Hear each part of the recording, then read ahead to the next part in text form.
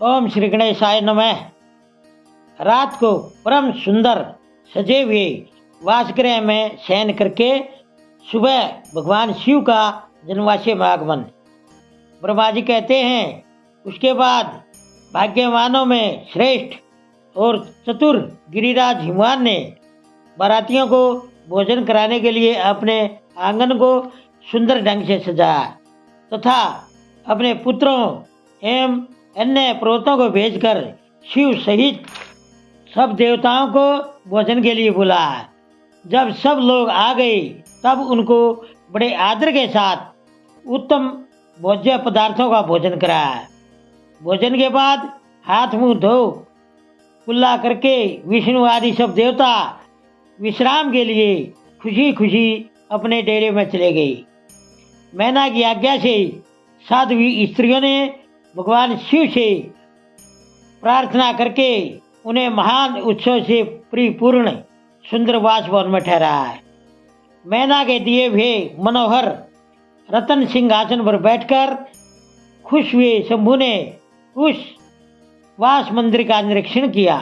वह भवन प्रज्वलित हुए सैकड़ों रत्नमय प्रदीपों के कारण अद्भुत प्रभा से उद्भासित हो रहा था। वहाँ रत्नमय पात्र तथा रत्नों के ही कलश रखे गए थे। मोती और मणियों से सारा भवन जगमगा रहा था। रत्नमय दर्पण की शोभा से संपन्न तथा सफेद चौरों से अलंकृत था।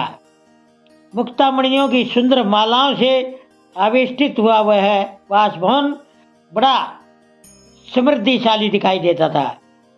उसकी कहीं उपमा नहीं थी। वह महादिव्य विचित्र मनोहर तथा मन को खुशी प्रदान करने वाला था। उसके फर्श पर अनेक प्रकार की रचनाएं की गई थी।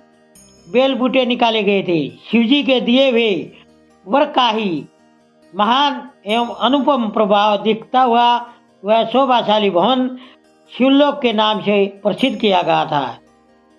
अनेक प्रकार के खुशबूदार श्रेष्ठ द्रव्यों से सुवासित तथा सुंदर प्रकाश से परिपूर्ण था। वहाँ चंदन और अगर की गंध फैल रही थी। उस भवन में फूलों की सेज बिछी हुई थी। विश्वकर्मा का बनाया हुआ वह भवन अनेक प्रकार के चित्रों से सुसज्जित था। श्रेष्ठ रत्नों की सारभूत मणियों से बनाया हुआ सुंदर हारों द्वारा उस वासगृह को सजाया गया था। उसमें विश्वकर्मा द्वारा बनाए गए कृत्रिम वैकुंठ, ब्रह्मलोक, कैलाश, इंद्रभवन तथा शिवलोक आदि दिख रहे थे। ऐसे हैरान करने वाले शोभा से संपन्न उस वास भवन को देखकर गिरिराज हिमालय की प्रशंसा करते हुए भगवान महेश्वर बहुत संतुष्ट हुए। वहाँ रमणीय रतन जड़ित उत्तम पलंग पर परमेश्वर शिव बड़ी खुशी के साथ लीला पूर्वक सोए। इधर हिमालय ने बड़ी खुशी से अपने सभी भाई बंधुओं एवं दूसरे लोगों को भी भोजन कराया तथा जो कार्य बाकी रह गए थे उन्हें भी पूरा किया। शैलराज हिमालय इस तरह जरूरी कार्य में लगे हुए थे और परमेश्वर शिव शयन कर रहे थे। इतने में ही सारी रात बीत गई और सुबह हो गई। प्रभात काल होने पर उत्साही पुरुष अनेक प्रकार के बाजे बजाने लगे। उस समय श्री विष्णु आदि सब देवता खुश हो उठे और अपने इष्ट देव देवेश्वर शिव को याद करते हुए वहां से कैलाश को चलने के लिए जल्दी जल्दी तैयार हो गए। उन्होंने अपने वाहन भी सुसज्जित कर लिए। उसके बाद धर्म को शिव के पास भेजा। योग शक्ति से संपन्न धर्म नारायण की आज्ञा से वासगृह में पहुंचकर भगवान शंकर से समय उचित बात बोले। प्रमथ गणों के स्वामी महेश्वर, उठिए उठिए, आपका कल्याण हो।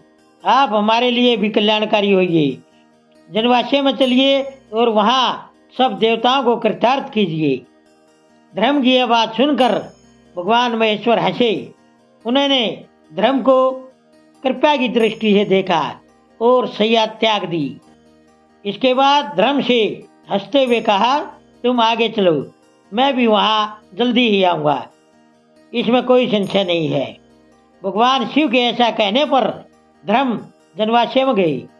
उसके बाद शंभू भी वहाँ जाने को तैयार हुए। यह जानकर महाउत्सव मनाती हुई स्त्रियां वहाँ आई और भगवान शंभू के चरणार बिंदों का दर्शन करती हुई मंगल गान करने लगी।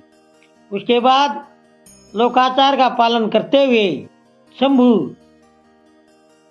प्रातःकालिक कृत्य करके मैना और हिमालय की आज्ञा ले जनवासी को गई। उन्हें उस समय बड़ा भारी उत्सव हुआ। वेद मंत्रों की ध्वनि होने लगी और लोग चारों प्रकार के बाजे बजाने लगे। अपने स्थान पर आकर शंभू ने लोकाचारवश मुनियों को, विष्णु को और मुझको नमस्कार किया। फिर देवता आदि ने उनकी वंदना की। उस समय जय जयकार, नमस्कार तथा वेद मंत्रोच्चारण की मंगलदायिनी ध्वनि होने लगी। इससे सब ओर कोलाहल छा गया। ओम नमः शिवाय। दोस्तों, सभी तरह की धार्मिक वीडियो देखने के लिए बने रहिए हमारे YouTube चैनल धार्मिक वाणी पर। धन्यवाद।